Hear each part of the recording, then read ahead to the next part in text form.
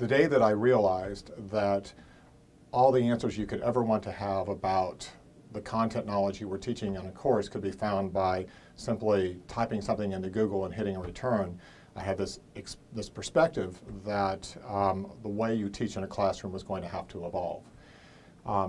What I decided to do then was to make it easy for students to find out everything they needed to know that was happening in a classroom simply by standing outside the classroom in front of a screen and talking out my entire course. It took about a month, and when I was done, I edited it into about a couple thousand video clips, which were answers to every question a student could possibly ask about the course content in a freshman chemistry course.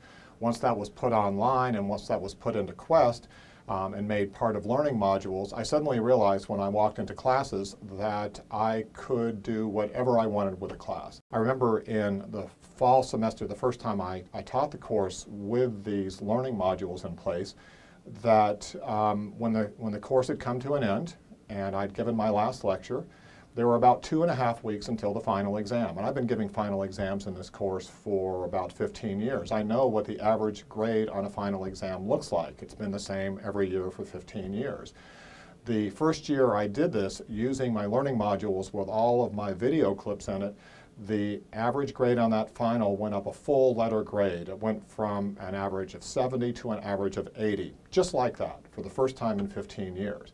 And the reason was pretty simple. My course never left those students. From the day I ended my last day of lecture until they took that final exam 2.5 weeks later, they had 24/7 access to me, and they were able to do all the learning they wanted in the targeted areas that they needed to. And as a consequence, everybody effectively earned one letter grade higher than they would have before.